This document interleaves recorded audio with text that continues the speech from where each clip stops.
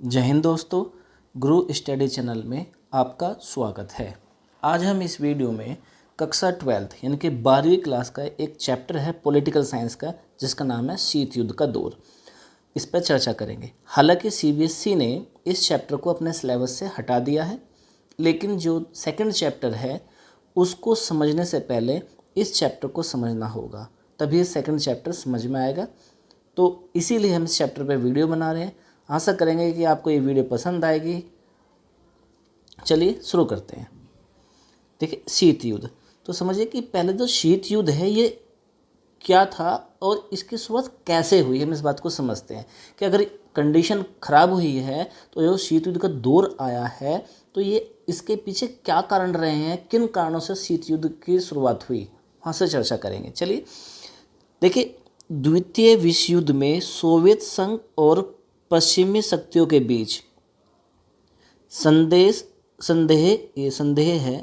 संदेह और अविश्वास के बीज अंकुरित होकर उभरे, और जब द्वितीय विश्व युद्ध समाप्त हुआ उस वक्त संयुक्त राज्य अमेरिका, इसको पूंजीवादी कहा गया, तथा सोवियत संघ और इसको कहते हैं साम्यवादी विचारधारा वाली दो महाशक्तियों का उदय हुआ। एक पूंजीवादी शक्ति जो अमेरिका थी और साम्यवादी शक्ति जिसे सोवियत संघ के नाम से जाना गया था। ये दो महाशक्तियों का उदय हुआ था और इन दोनों महाशक्तियों ने अपने गुट को शक्तिशाली बनाने, कौन कौन से गुट, साम्यवादी गुट और पूंजीवादी गुट, इनको शक्तिशाली ताकतवर बनाने और पूरे विश्व में अपने को सर्वश्रेष्ठ बनाने के चक्कर में विश्व को दो खेमों में बांट दिया। यानी कि क्या हुआ कि इन दोनों में होड़ लग गई कि मैं ताकतवर हूँ और अमेरिका कहता है मैं ताकतवर हूँ, और इस वर्चस्व को स्थापित करने के लिए इन्होंने अपने आप को ताकतवर बनाना शुरू कर दिया था। इन दोनों गुटों की प्रतिद्वंदिता में यूरोप मुख्य केंद्र बना। यानी कि जो दोनों गुट कौन से, पूंजीवादी साम्यवादी, यानी कि सोवियत संघ और अमेरिका की जो प्रतिद्वंदिता होती, यानी कि दोस्तों की होड़ जो लग रही थी, उसमें इस होड़ के कारण जो यूरोप को था मुख्य केंद्र बना दिया था। पश्चिमी यूरोप के अधिकांश देश अमेरिका के साथ थे, तथा कौन से देश अमेरिका के साथ थे, यूरोप के पश्चिमी देश जो थे वो अमेरिका के साथ थे, तथा पूर्वी यूरोप के देश सोवियत संघ का समर्थन कर रहे थे। और इसी प्रकार पूर्वी और पश्चिमी क्षेत्रों का गठन हुआ तथा इन दोनों महाशक्तियों के बीच शस्त्रीकरण की होड़ लग गई। शस्त्रीकरण मतलब ये अपने हथियारों की को बढ़ाने लगे, एक से अधिक हथियार बनाने लगे, एक से एक ताकतवर हथियारों की को बनाने लगे, उन पर विकास करने लगे ताकि अपना वर्चस्व स्थापित कर सकें। तथा सोवियत संघ द्वारा भी परमाणु शक्ति के विकास ने दोनों शक्तियों के बीच आतंक का संतुलन कायम कर दिया, और इसका यह परिणाम निकला कि दोनों महाशक्तियों के बीच शीत युद्ध की स्थिति बन गई। यानी कि दोनों देशों के बीच युद्ध तो हो नहीं रहा था, लेकिन युद्ध की स्थिति बनी हुई थी। तो ये स्थिति ऐसी बन गई कि अगर सेकेंड वर्ल्ड वार तो ख़त्म हो गया था और इसके बाद अगर युद्ध छिड़ जाता तो इतना खतरनाक युद्ध होता ये कि इसमें मनुष्य नाम की जाति ही मिट जाती। शीत युद्ध की आग को बुझाने का श्रेय, जब शीत युद्ध का ख़त्म हुआ तो इनका श्रेय किन किन देशों को जाता है? एशिया, अफ्रीका, लैटिन अमेरिका को दिया गया, क्योंकि इन्होंने 1960 के अंतिम चरण में तीसरा विकल्प चुना था।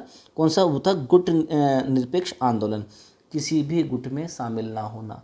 इन्होंने अपने को सोवियत संघ और अमेरिका से कहा कि भाई हम किसी भी गुट में शामिल नहीं हैं, क्योंकि अभी हमें अपना विकास करना है और हम दोनों देशों की जरूरत पड़ेगी तो दोनों देशों का समर्थन करेंगे, लेकिन हम गुट में शामिल नहीं होंगे।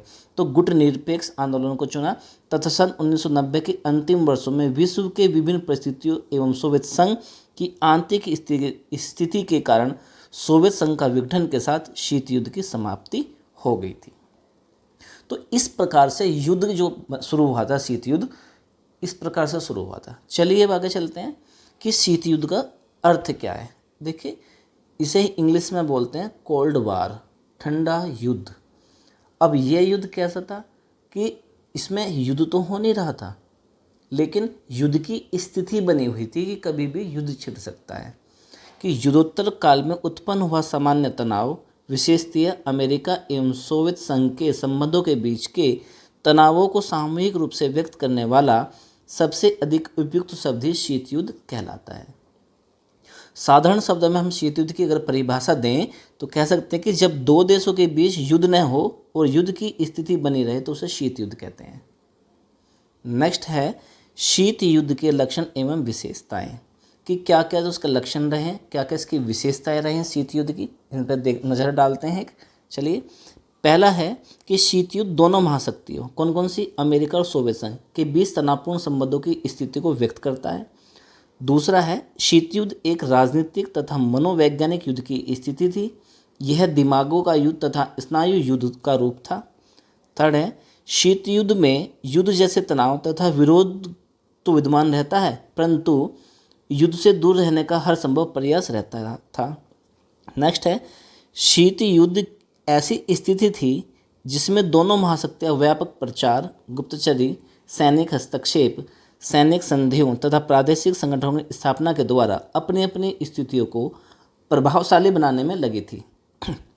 नेक्स्ट है कि शीत युद्ध एक तरह से गर्म युद्ध से भी अधिक खतरनाक था, जिसमें दोनों गुटों के बीच भय, अनिश्चय एवं असुरक्षा का वातावरण बना हुआ था। मतलब कि कोई भी देश किसी दूसरे देश की सुरक्षा ही नहीं कर सकता था, स्थिति ये बनी हुई थी। लेकिन आश्वासन दे रहे थे, आश्वासन सभी छोटे मोटे देशों को दे रहे थे कि आप हमारे साथ जुड़ जाओ, हम आपकी रक्षा करेंगे। लेकिन स्थिति ये बनी हुई थी कि कोई अगर युद्ध छिड़ गया तो कोई भी देश किसी भी देश की सुरक्षा नहीं कर सकता था।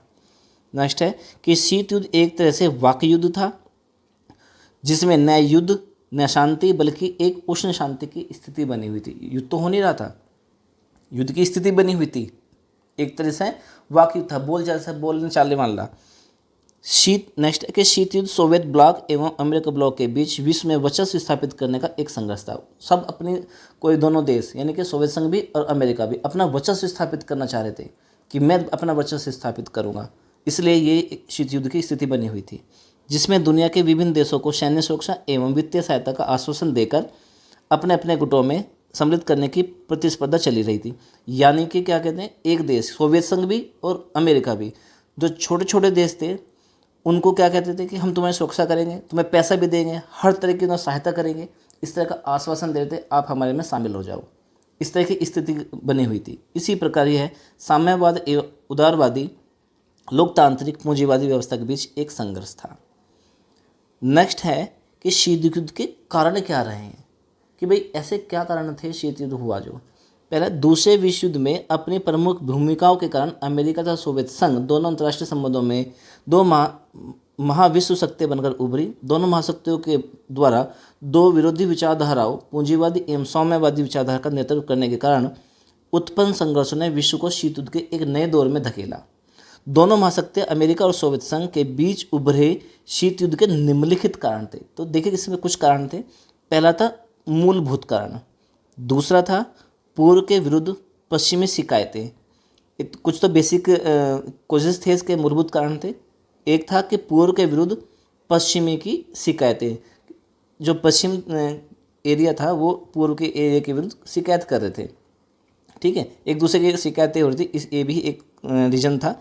पश्चिम के विरुद्ध पूर्व या सोवियत, ये सोवियत है, सोवियत संघ की शिकायतें, पश्चिमी के विरुद्ध पूर्व या सोवियत संघ की शिकायतें, सोवियत संघ भी शिकायत कर रहा था।